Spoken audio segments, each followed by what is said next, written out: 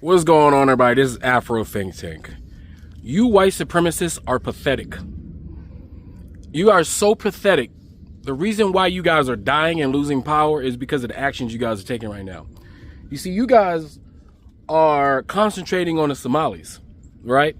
All the problems of America, right? All the problems that your people, the white men in suits, those rich white people in suits, all the money that they steal from your community, all your Republican politicians who steal from you every single day, all the political scams that they play on you every single day, stealing your taxpayers' money, all of it. The president of the United States, who you support, stealing your money by the tune of billions upon billions upon billions upon billions upon billions of dollars to give to his rich friends, right? Whether it be rich Arabs or rich white Europeans. And what do you white people do? Once again, it's so easy to manipulate you racist ass, po, ignorant ass white folk. And I'm only talking, the good white folk, stay out of this, all right? Because I know y'all feel the same way I feel. I'm not talking to you. I'm talking to you, you easily gullible, manipulative, po ass white American. Y'all are so fucking stupid. They doing it to you again. They got all y'all tripping about the Somalis. All they got to do is give you somebody brown that's doing a little debauchery, and now y'all all 100% focused on, oh, you know what our problem is as white Americans? Them goddamn Somalis. That's the goddamn problem. Yeah, we need to focus. We need to have a national focus on those Somalis with their little small-ass little scamming operation they got going on. As if every single racial, ethnic, and religious group in this country don't got some kind of government contractual scamming going on. White folks do it, black folks do it, Africans do it, Asians do it. Everybody in this country is taking advantage of how the government just be throwing away money. Listen, the government will buy $4.6 million worth of paper clips and put them in a closet on the third floor of some undisclosed government building. All right, that's where your tens of thousands of dollars go. All right, just sitting there. All right, next to the goddamn 50 rolls of goddamn film, next to the goddamn 100 stacks of goddamn white printer paper that they buy. They don't care. The government prints money, they don't care. So y'all talking about money that the government print out anyway. This ain't your damn money. The government been printing that shit out. That's why it's getting it is okay. Shit, I ain't got no problem with somebody running their game. Let them get it. America is a scam. America literally scams and steals money from the world. And y'all sitting in your house, the nerve, y'all sitting in your house thinking, oh my God, those goddamn Somalis. All you white people forget that it's you white people who create the scams, start the scams, teach other people how to do the scams because you getting your cut off the top. You think the government ain't getting a cut off this shit? Huh? You think they just giving out money like they ain't getting nothing back? Y'all crazy, man. Y'all white, look at y'all. Them Somali, y'all wasn't even thinking about no damn Somali or Minnesota until they brought up a few scam. Now all y'all white people are pretending like the Republicans didn't just scam your ass out of your farms, didn't just scam your ass out of your generational wealth that none of y'all really goddamn deserve because y'all got that shit given to you by the biggest welfare program in the history of America when the goddamn white men in suits gave you white peasants a little bit of land, all right, so that you can cultivate the products they need to sell on the global stage. Now they don't need y'all little ass farmers no more because big tech is now the farmer. Big tech is now the homeowners and renters. Big tech is now big oil. See, big oil used to run shit. Big oil, big oil and big logging used to run shit. Now big tech runs shit. Big tech is the ones that's running the cab service. Big tech is the one that's got you freaking typing in codes to get into your Airbnb. Big tech taking all that shit, right? Y'all want to talk about some criminal illegal aliens when R2-D2 about to come and take all your shit. What you gonna do? Protest and tell them to get the fuck up out your country when them robots come? They're going to be working 10 times better than all them criminal illegal aliens that you guys hate so much, huh? Yeah. So when them robots and that AI come take your shit, so while the government is firing everybody, while private corporations is firing everybody to replace all you Mickey Flickies, all right, you overhead individuals with them robots and that AI, y'all still looking at some goddamn Somalis and their little $5 they done took from the American government while the American government is in their country right now stealing billions upon billions of dollars to build their white Wakandas. Get the fuck out of here. Y'all white people y'all racist ass white. Y'all so stupid. Y'all wonder why y'all ain't got shit. All they gotta do is point at somebody brown, and they just take all the shit they want from you white folk. All y'all hard work, all your lifting yourself up from your bootstraps, while they untying your goddamn shoes while you looking at the brown person. It's ridiculous every time. First is the Haitians, then the Mexicans, then Puerto Ricans. It's everybody, right? Everybody but you. Everybody but them white people in suits that you guys keep voting for. Everybody's the problem but you white people, What about all that fentanyl in y'all community that's killing y'all? That's a white scam, all right, created by white people. And guess what? The results of that scam is you dying. How about that shit?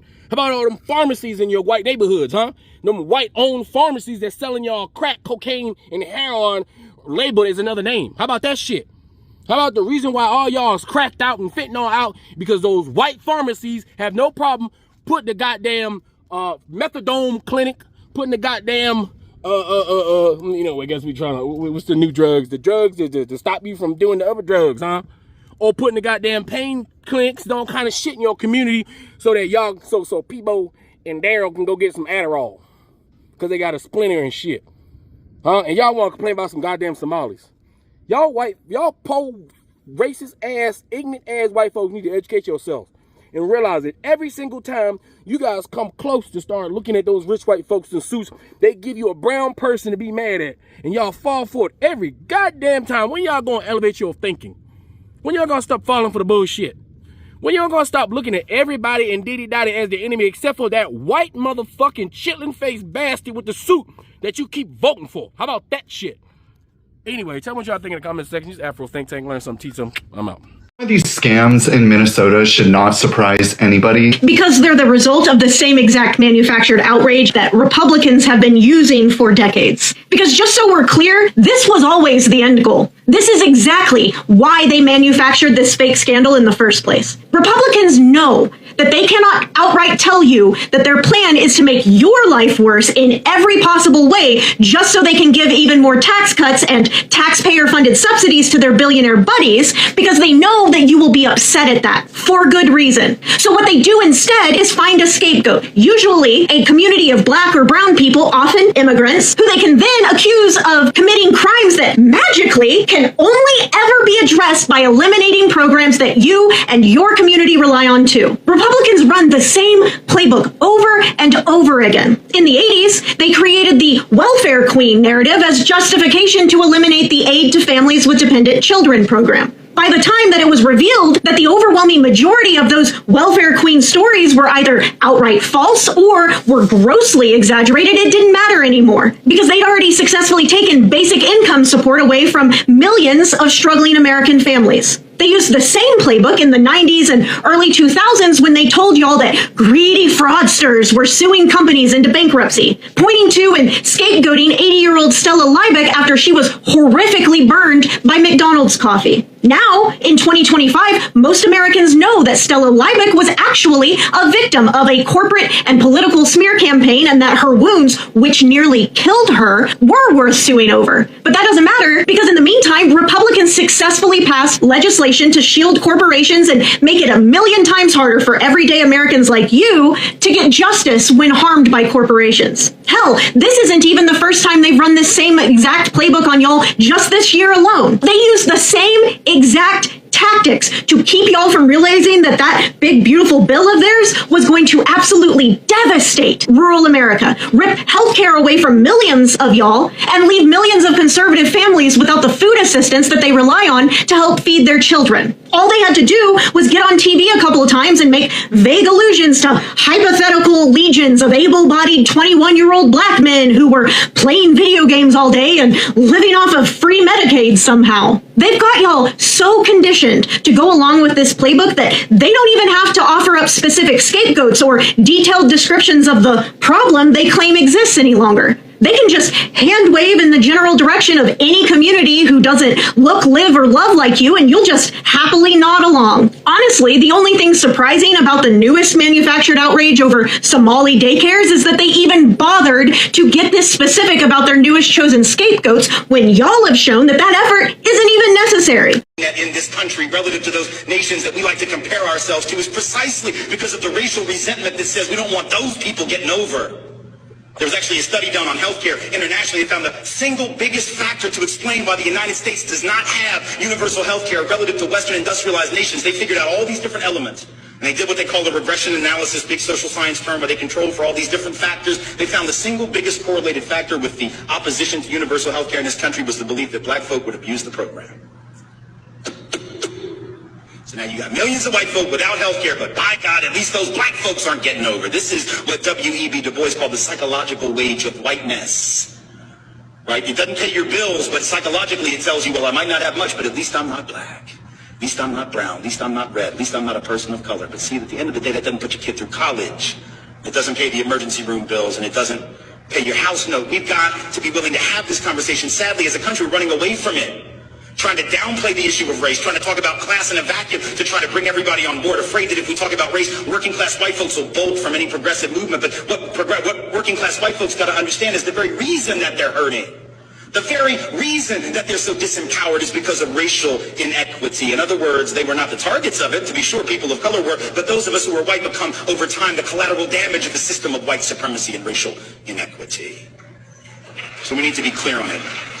A lot of white people are so racist, they don't even consider themselves to be racist. I know that sounds weird, but here are 3 things that white people have told me that they don't think is racist. Number 1, using a slur, but not intentionally meaning it. If they use the N-word in songs, that's not racist because they're just singing along. Or if they use a slur and they don't say it to somebody's face, then it's not racist because you're not meaning it in a prejudicial way, you're just using that term. So their definition of racism is so intense that those little things do not count to them. That is just like how you treat people on an everyday basis. Number 2, what they do consider racism has to be incredibly overt and extreme for them to finally be like, okay, yeah, like hate criming someone, calling them a slur to their face, or doing something discriminatory like firing them because they're black. It has to be so intense that that's the only way that they will recognize that they are truly racist people. And number 3, because everyone around them is racist. White supremacy is so ingrained in society that each of these behaviors is normalized. And because of that, many white people truly believe that they aren't racist, and that the only way that someone can be racist is by extremely and overtly engaging in these behaviors. It's insane how much they detach. How does racism hurt white people? I got this comment on a video that I made earlier, and I think it's awesome because it gives me an opportunity to talk about something that is very important to me. For nearly a decade, I dedicated my life to racial justice. I don't talk about it too much on this app because it's not as relevant to the work that I'm doing now, but it's something that I really care about and have done a lot of personal and collective work around. Now, I try to avoid speaking on this topic too much unless it directly concerns me as a white person, just because I feel like there's a lot of monopolizing discussions on this app by creators who are in positions of privilege. But since this directly concerns me and is something I can talk about, here goes. So first of all, we think of white shame as something that is relatively modern and that we, like white people, feel in response to thinking about the harms done in the past. But it's not. White shame is as old as white people are. And that's because being an oppressor or being in a position of oppression, regardless of how involved you are, is extremely damaging to your mental and physical health. I'm going to butcher his name, but Paulo Freire, who was an education and racial and class liberation thinker, he talks about this a lot in Pedagogy of the Oppressed. There have also been quite a few studies done on various oppressive groups, including Yazidis, that show that oppressive genocidal behavior is toxic to your health. It impacts blood pressure, cancer rate, all these different things. Part of the reason we don't understand why this is because as a society, we've completely discounted the mind-body connection. We treat them like they're separate things, and they're really not. Hurting other people makes us sick. You ever heard the saying, hurt people, hurt people? The problem with that is that it's more than just a one-time incident. It's an iterative cycle. So hurt people, then the people who did the hurting feel guilty. And the only way that they know to feel better is to keep hurting. And that is addiction. I know that seems like a far leap, but it's really not. It's this idea that to cope with what you're doing, you do more of the coping mechanism, which makes you feel worse, which makes you have to do more of what you were doing. My point, and the reason this is so problematic, is that white supremacy is both the cause of white shame and discomfort and the thing we turn to feel better about that shame and discomfort. Privilege is an addiction. It doesn't feel good to contribute to hurting other people. It doesn't feel good to have power and advantages over others. There's also ample research to suggest that being of service, being kind to other people, being compassionate, showing empathy, those things are good for us. And it's important that we get this right, because a lot of white people won't care about racial justice until they realize how much it impacts them, unfortunately. Studies have found what we've always known: racism makes you age faster. Researchers have actually found that on a genetic level, carrying so much hatred is very, very hard on your body. And racism actually activates the same parts of the brain that being stressed out does. That's why we are seeing so many people who are Republicans that are aging so poorly. Like Caroline Leavitt, she's 28 years old. And so many other people that you would swear are at least 10 to 20 years older than they actually are. And that's because racists are literally making themselves sick. This just shows that being racist is not a natural response, and in fact, it is a socialized behavior that causes harm not just to society, not just to people of color, but to the person who's actually being racist. It's isolating, and it certainly takes a physical and mental toll. So this is my message to all white people out there. Even if you don't give a shit about anybody else, even if you have been racist for the last 20 years, think of your health, because you are looking worse and worse every day, and you are literally aging like milk. Stop doing this to yourself. Stop being hateful and actually choose love for once. Okay, bye. White people need to talk more about race with their family and community. I know that this sounds counterintuitive because your feed is probably filled with white people talking about race when it is obviously an issue that affects people of color, but the problem is that it's perpetuated in white families in ways that they do not realize. I am trying to call out the racism that is either explicit or implicit among white circles. People act racist a lot of the time behind closed doors, which is something that I, as a white person, see a lot. It doesn't matter if I'm in Chicago, if I'm in rural California, if I'm in rural places, generally speaking, white people are racist in the US. And sometimes in ways that they don't even realize.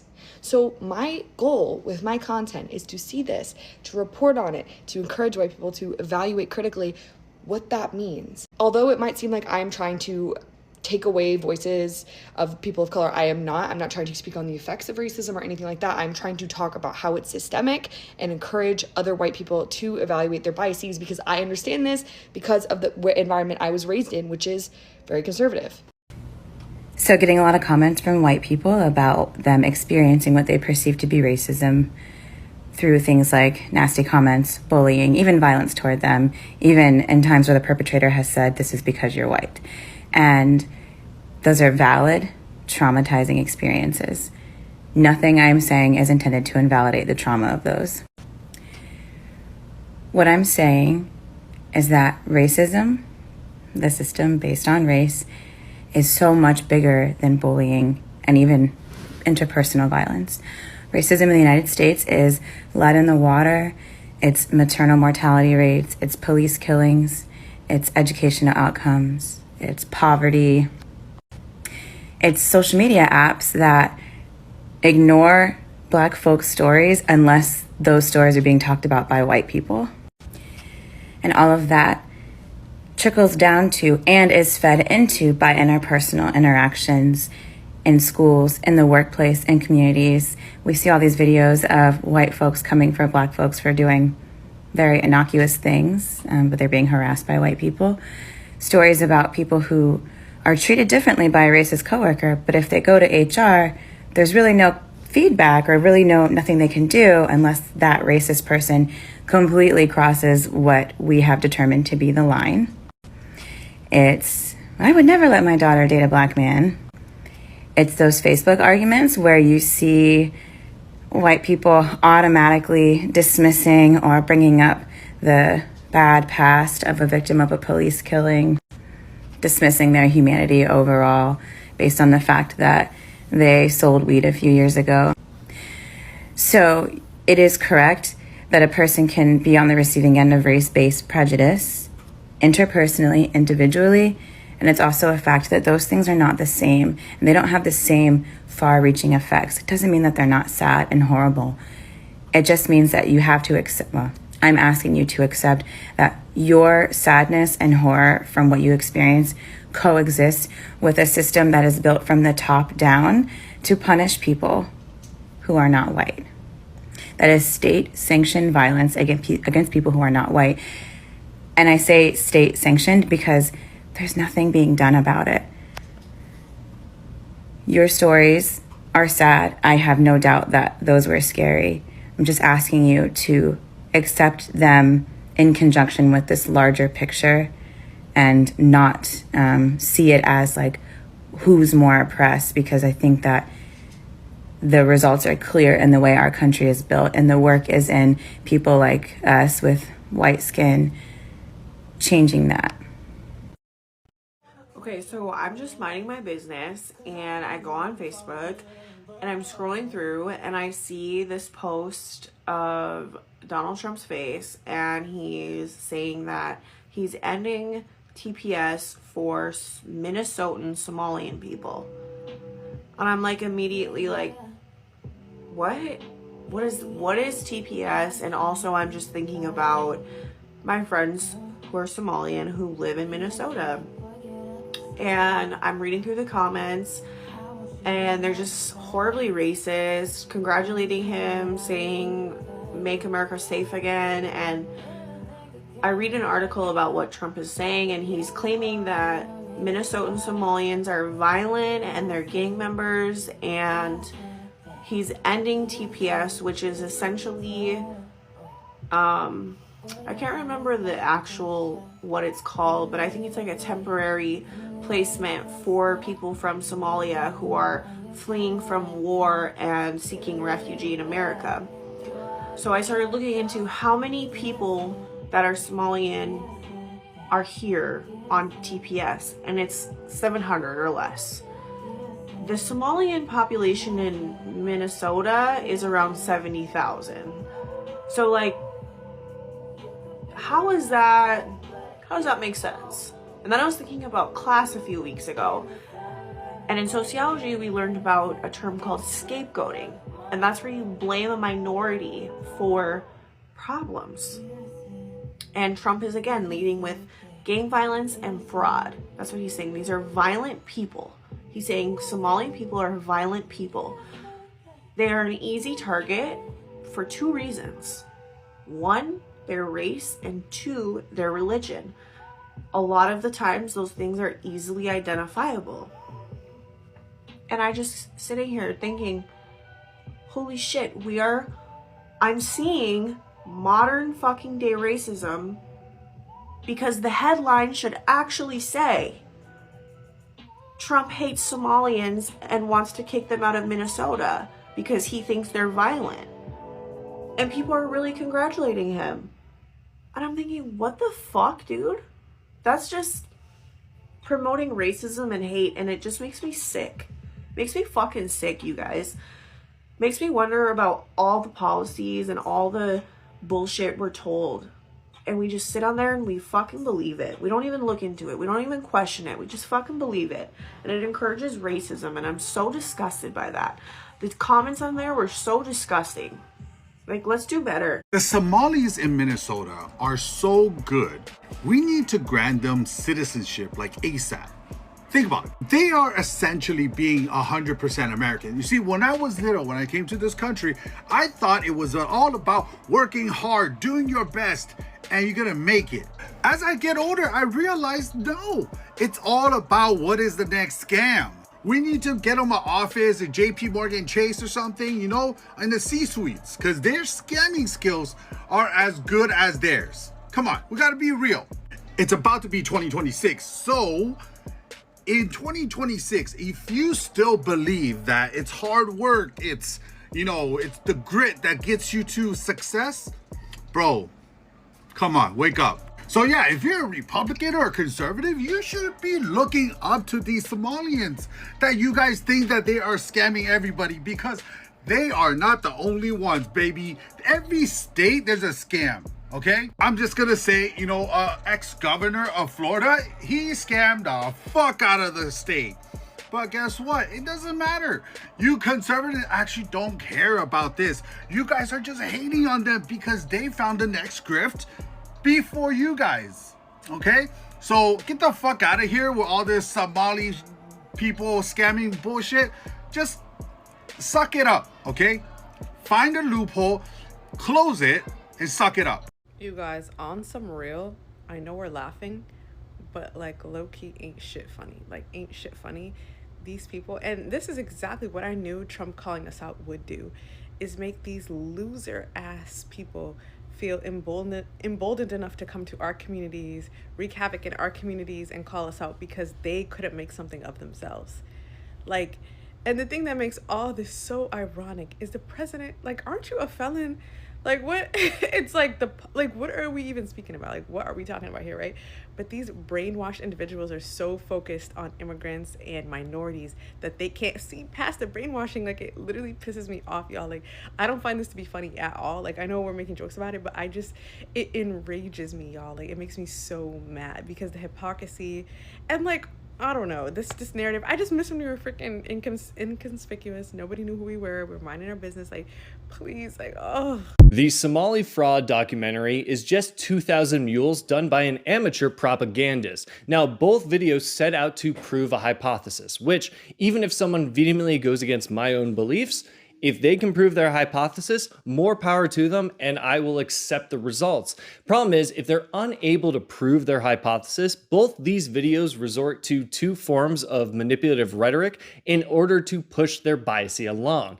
The first is just asking questions, which just asking questions is what made Tucker Carlson's whole career. You innocently ask more and more questions to start to create a connection between two things, and even if you can't prove a connection between the two, your audience will make that connection for you, and now you have manipulated your audience. In the documentary, they went up to several different daycare centers and said, man, if they would let us in, I mean, if they were above board, why wouldn't they let us in? Obviously they should. It's the same when a cop says, hey, if you didn't do anything wrong, you should let me search your car. Then the second is sea lioning. And if you don't know Mr. Rupp here on TikTok, he is a teacher, does a fantastic job explaining manipulative rhetoric. And sea lioning is essentially when someone will continue to hone in and hound a point towards you asking questions, similar to just asking questions, and say, well, do you have any evidence to prove me wrong? And even if you do provide that evidence, they just circle back around to asking the original question, trying to get you frustrated while they stay calm. And there are already fact checkers that have come out and proved claims or statements in that video completely false. There was a daycare center where they weren't allowed in and they were trying to make the claim, well, if they weren't allowing us in, why not? And it turns out they blurred out the hours of operation of that daycare center, which would have shown that they were there when it was closed. Now, is there fraud in Minnesota? Yes. Have there already been arrests and people have pled guilty? Yes. But utilizing old information and manipulative rhetoric to push your point forward does not actually help move things along, but it will help your base get angry at a certain group of people, which seemed to be the goal. Yesterday morning, I was called by the owner because unfortunately someone came in to our daycare. We looked and saw what happened, and we saw that the suspect came in from the back, broke in from the back kitchen, and he also destroyed the wall to come in. As we walked around the daycare, we saw that our office doors was broken into as well. We saw that, unfortunately, there was important documentation, enrollment of the children, and also employee documentation that was gone. There were also checkbooks that were ripped from our check papers that were ripped from our book. This is devastating news, and we don't know why this is targeting our Somali community, as one video made by a specific individual made this all happen. We've been receiving hateful messages through our voice notes threatening us since the past couple of days, including one that happened yesterday morning when after the break-in. This is frightening and exhausting because this is happening to us Somali communities as Somali Americans. We are supposed to stand with each other and help each other through everything that's happening. This is also sad that a video can cause all of this. I want to say that there are hundreds of daycares out there, Somali daycares that are out there, and we all help our children and everyone in our community. We have high quality daycares, and this is very sad news that one individual who made a false claim about fraud that is happening in the daycares engaged everyone else to come and do this to us. Like, do people not remember the 4th grade when we learned, maybe it was more like high school, but like when you learned about scapegoats and the history of Nazi Germany? Like, are people just forgetting? It's in my city now. It's in Minneapolis. I've seen like little YouTube independent documentaries about the Somali community here, and they're on this fraud claim thing. Like, okay, some people committed fraud. How about the president? How about the president committing fraud? How about all the billionaires committing fraud? Do we really care about the people that, okay, they're committing some fraud because they actually need the money? That does not bother me at all. It does not bother me. Them speaking their native tongue does not bother me at all. Are we forgetting? Are we forgetting school? Fuck this, fuck that, and bitch, fuck you. Fuck this, fuck shit, fuck your daddy too. No, I ain't forget your motherfucker too. Motherfucker, fuck your blood and this fuckery they got us going through. Some fuck-ass white man long ago got all his fuck-ass friends on board with fucking up the world for sport, with fucked up weapons, ways and words. Now fast forward to present day, their fuckery has had its way, but as sure as F-U-C-K, this dog will have its fucking day. Fuck this, fuck that, and bitch, fuck you. Fuck this, fuck shit, fuck your daddy too.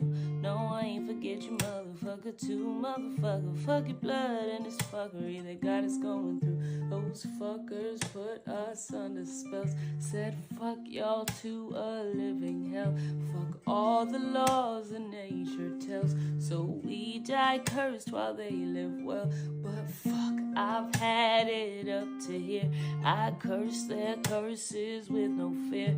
I give no fucks, I live to hear the song that justice sings so clear. Free Sudan! Boycott diamonds and gold! Free Sudan! Boycott diamonds and gold! We most definitely cannot forget about the people of Sudan! Thanks for watching Afro Think Tank. Don't forget to like, share, and subscribe. And follow me on Substack and Patreon for more content. Remember, it's Pan-Africanism or nothing.